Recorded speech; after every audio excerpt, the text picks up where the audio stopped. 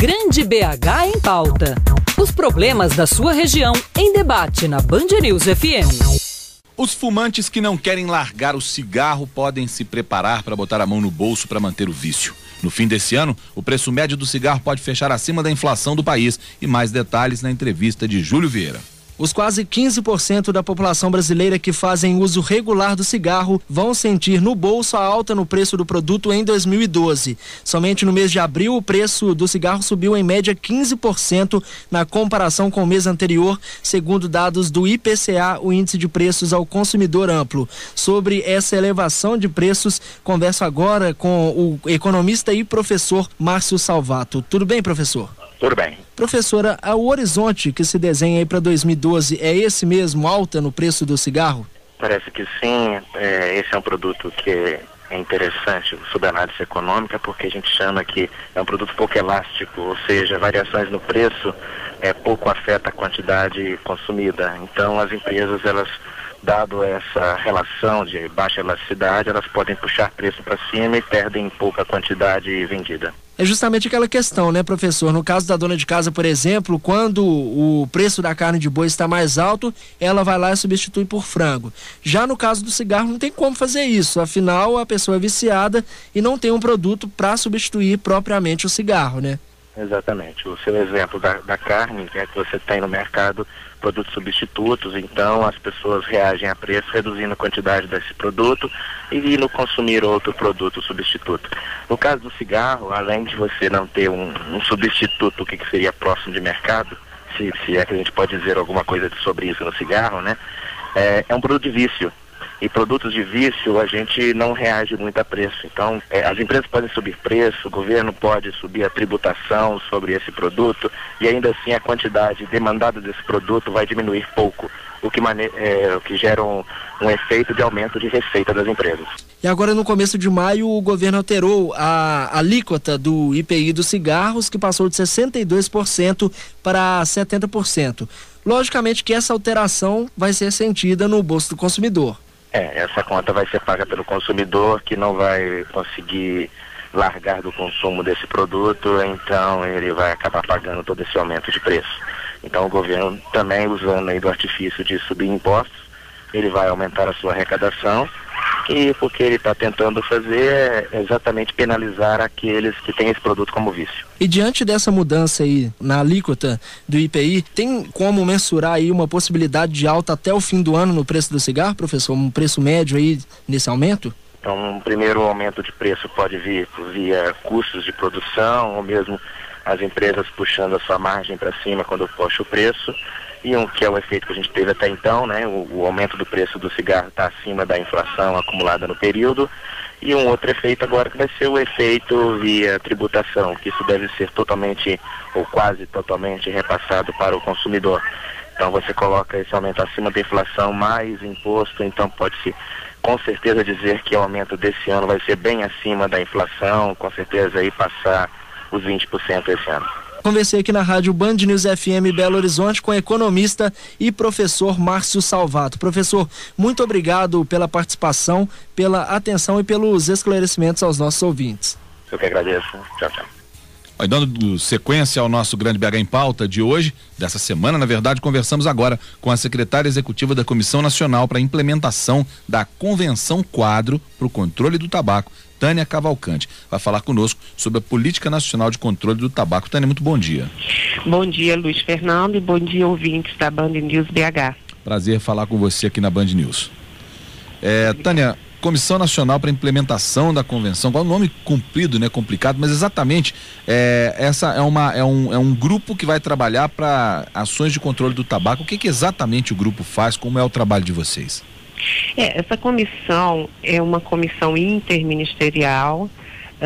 Ela foi criada em 2003 por um decreto do presidente, sinalizando um compromisso, né, do governo, do Estado brasileiro com a Convenção Quadro para Controle do Tabaco. O que é a Convenção? Ela é um tratado internacional, o primeiro tratado internacional de saúde pública, que foi negociado sob os auspícios da Organização Mundial de Saúde. Esse tratado, quando os países, né, ratificam esse tratado, e o Brasil ratificou a adesão a esse tratado Em 2005, o Congresso Nacional ratificou essa adesão e o presidente promulgou essa adesão. A implementação desse tratado ele passa a ser uma política de Estado, a política nacional de controle do tabaco. O que acontece? Essa comissão ela tem a incumbência, né, de implementar a agenda desse tratado no Brasil, que é uma agenda intersetorial. Então nós temos participando dessa comissão o Ministério da Fazenda, que tem uma ação específica nesse tratado, que é alinhar a política de preços e impostos sobre o setor fumo aos objetivos do tratado, que é reduzir o consumo.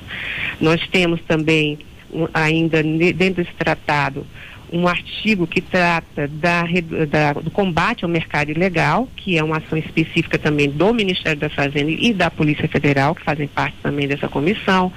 Temos também ações relacionadas a questões agrícolas, né, a questão das alternativas à produção do fumo, que é uma ação específica do Ministério do Desenvolvimento Agrário e do Ministério da Agricultura, e as ações específicas do setor saúde, que são principalmente ações para reduzir o consumo. Então nós temos ações para conscientização do público, ações para tratar o fumante, que é um dependente químico. Nós temos ações através de leis, né, que visem, por exemplo, proibir fumar em recintos coletivos para proteger todos do risco do tabagismo passivo, ações que visam usar a própria embalagem para informar a população sobre a realidade dos riscos do tabagismo, que é aquelas fotos que a gente tem nas embalagens. Então, um conjunto de medidas que tem como objetivo maior proteger a população da exposição ao tabagismo passivo e principalmente reduzir o consumo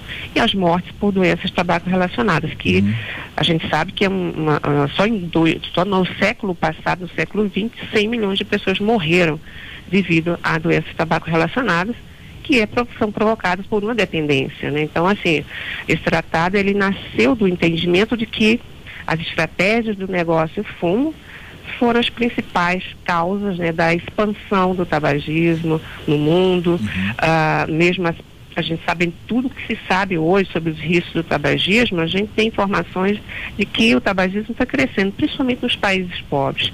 E aí as Assembleias Mundiais de Saúde, em várias reuniões, chegaram à conclusão que só os países se unindo em torno de um tratado para juntar as ações para regular de forma global esse mercado é que se poderia conseguir reduzir de fato o consumo que está em expansão ainda e as mortes por doenças tabaco relacionadas, que são 5 milhões de mortes todos os anos. Esse mercado, evidentemente, é um mercado que tem uma participação significativa na economia do país.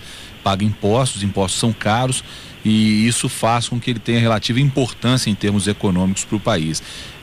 Enquanto isso não for relativizado, né, acho que provavelmente essas ações elas vão surtir o efeito menor do que poderiam, até pela boa aplicação que elas têm, elas se esperava mais dessas ações, que elas surtissem um efeito melhor.